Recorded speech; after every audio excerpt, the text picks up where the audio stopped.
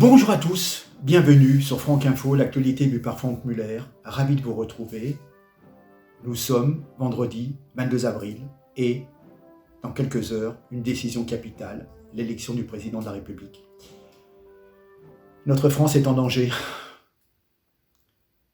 Effectivement, on nous assure, les sondages nous assurent que le président sortant est assuré de sa réélection.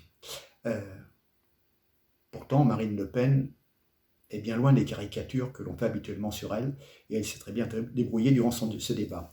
Mais on s'aperçoit dans cette élection, et ce depuis 15 jours, que la liberté d'expression a reculé en France, durablement reculé. Il devient de plus en plus risqué de s'exprimer sur le second tour de l'élection, comme sur les débats. Il faudrait que tout le monde puisse dire on mettra un bulletin Emmanuel Macron dans l'urne. Voilà. Dès que vous avez une position relativement différente, vous avez droit à des jugements lapidaires et définitifs. Alors si vous osez dire que le Rassemblement national n'est pas un parti nazi comme dans les années 30, alors là c'est la totale. Vous êtes banni. Et puis les tribunes des médias, des journaux, des magazines vous expliquent, tous ces gens qui sont entretenus avec l'argent du gouvernement et puis des milliardaires, vous expliquent qu'une potentielle élection de Marine Le Pen équivaudrait à un retour du fascisme. Alors, que de références à l'extrême droite, et tout juste si on ne vous fait pas un parallèle avec la Seconde Guerre mondiale, avec la collaboration, et le fait de mettre un bulletin Emmanuel Macron, quelque part, vous donne un diplôme de Jean Moulin, et puis dès que vous faites part de votre opposition à ce gouvernement en place, quelque part, vous êtes un traître à la République. Donc, chose très importante, qui va confirmer ce que je viens de vous dire, le journal Marianne. Vous savez qu'il y a des réunions pour faire la une du magazine. Les journalistes planchent sur des maquettes pour savoir comment on va présenter les photos par rapport au sujet de la semaine, etc. Donc, je vous présente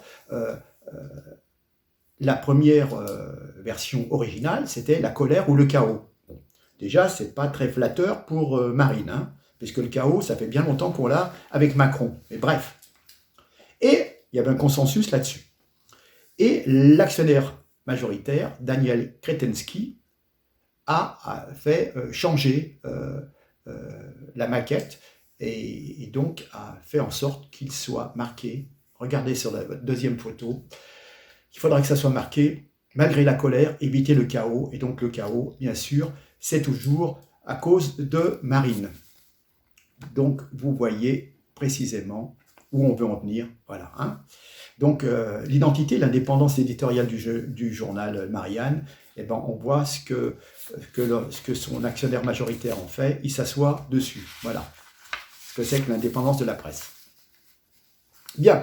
Alors, effectivement, on ne fait que vous parler, dans l'immense majorité des médias, de l'extrême droite, pour entretenir votre peur de la bête noire, peur du fascisme. Alors, il me semble quand même opportun, à quelques heures de cette décision capitale, de rappeler certaines choses passées, présentes, voire même à venir.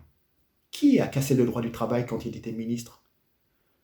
Sous l'appellation de la loi El Khomri, c'était Macron en sous-main. Qui a rendu encore plus difficile l'inscription à Pôle emploi?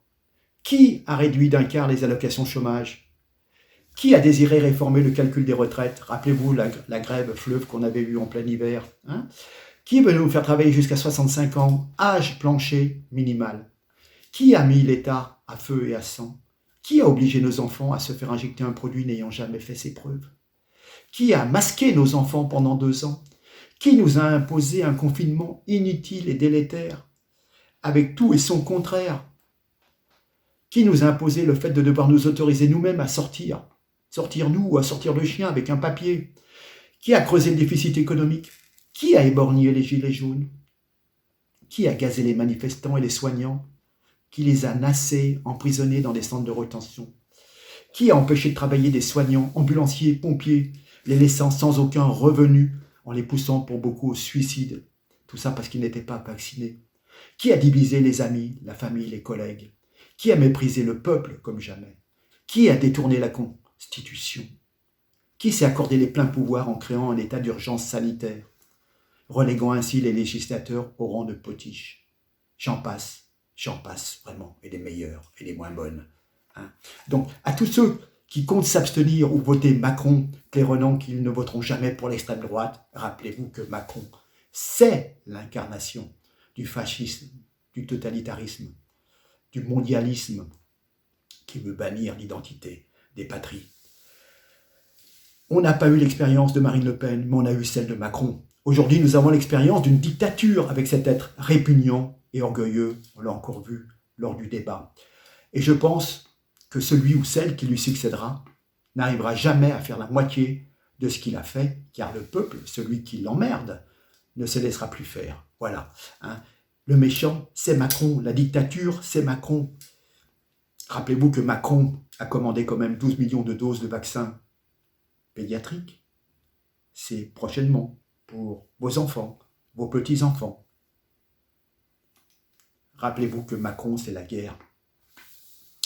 Et je vais citer quelques mots de Charles Gave qui explique que ceux qui voteront Macron sont des idiots, car ils voteront là où la foudre a déjà frappé. On peut se tromper une fois, mais pas deux fois. Ceux qui voteront Macron montreront qu'ils n'ont rien appris en 5 ans. Et je vais vous passer une petite vidéo très intéressante de 5 minutes sur ce qui s'est passé samedi dernier, dans laquelle Charles Gave va nous dire il ne faut pas voter contre Macron parce que c'est un âne, il ne faut pas voter contre Macron parce qu'il est incompétent, malhonnête, tout ça il l'est, on le sait tous. Il faut voter contre Macron parce qu'il peut nous emmener la guerre.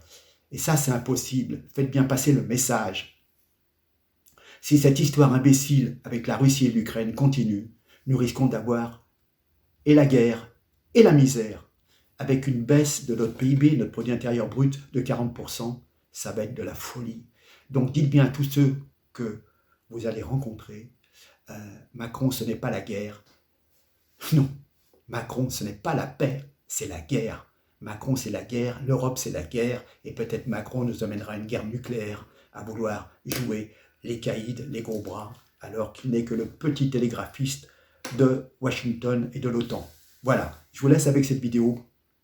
Écoutez, faites l'effort maximum, il faut tout faire pour l'avenir de nos enfants, pour que Macron ne repasse pas, et il faut faire un pied de nez à cette Europe, à cette OTAN qui veut nous soumettre et qui nous appauvrit chaque année de plus en plus. Voilà.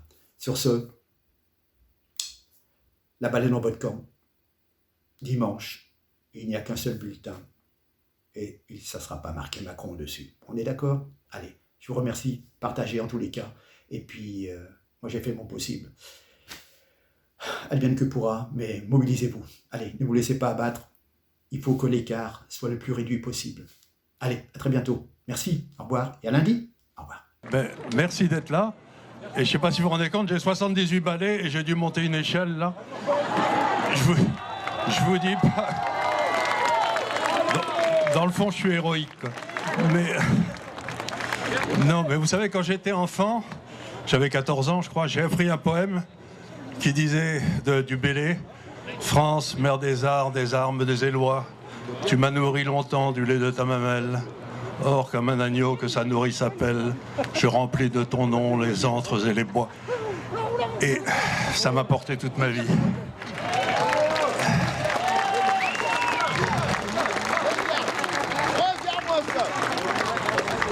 Je vais pas vous parler de Macron. Il n'a aucun intérêt.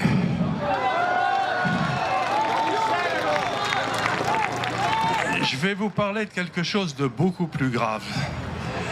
C'est que Macron, vous voyez, j'en parle, fait peser sur notre pays un risque de guerre. Et c'est pas de la blague. Il se passe en ce moment des phénomènes en Ukraine et en Russie, en Finlande, au Pakistan, un peu partout. On a l'impression qu'il y a une classe dangereuse qui a pris le pouvoir dans un certain nombre de pays, dont le nôtre, et qui a décidé d'imposer par la force son pouvoir.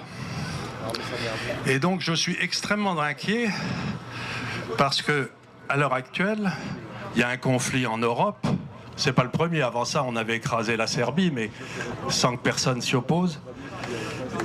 Et aujourd'hui, vous vous retrouvez devant un monde où il n'est pas du tout impossible que nous soyons attirés dans un conflit dans lequel nous n'avons rien à voir, et qui est ce conflit entre l'Ukraine et la Russie. Et je ne vous rendais pas compte de la gravité de la chose depuis que Sarkozy a rejoint le commandement unifié de l'OTAN.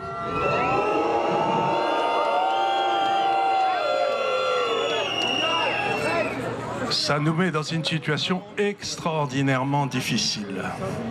Parce qu'il n'est pas du tout exclu, avec les armes que la Grande-Bretagne, l'Allemagne, les États-Unis livrent de façon extraordinaire à l'Ukraine, qu'un jour, il y ait un convoi de livraison d'armes dans lequel il y aurait des Américains, des Anglais ou des Allemands qui seraient attaqués par la Russie, et à juste titre, et qui, à ce moment-là, déclenche un vrai conflit.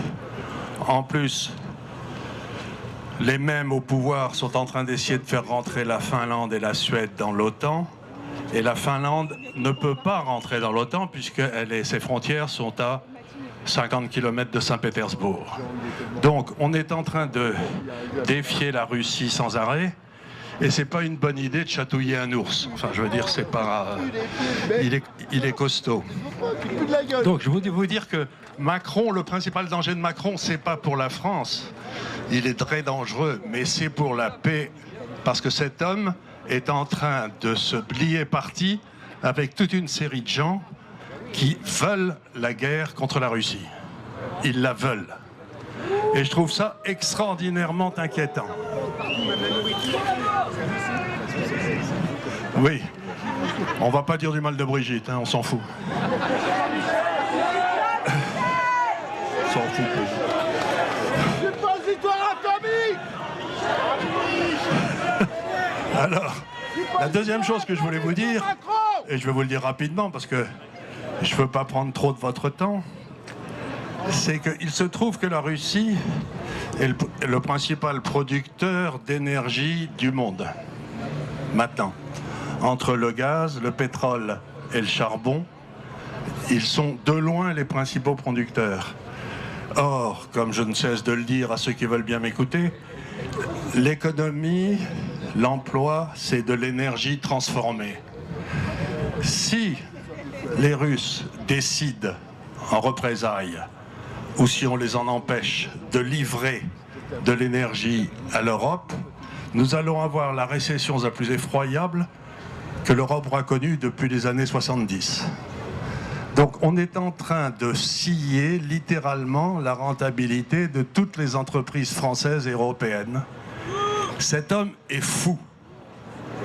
Cet homme est fou. Qu'il se soit accoquiné à des gens comme ça, c'est tout simplement impossible. Donc, ce que j'essaye de vous dire, c'est que il ne faut pas voter contre Macron parce que c'est un âne. Il ne faut pas voter contre Macron parce qu'il est incompétent, malhonnête, ou tout ça. Il l'est, on le sait tous. Il faut voter contre Macron parce qu'il peut nous amener la guerre. Et ça, c'est impossible. Donc, faites bien passer ce message. Si cette histoire imbécile avec la Russie et l'Ukraine continue, nous risquons d'avoir et la guerre et la misère, avec une baisse de notre PIB de 40%. C'est inouï.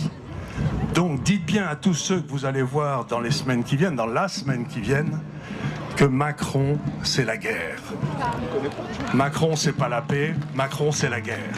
Et l'Europe, c'est la guerre. Merci beaucoup.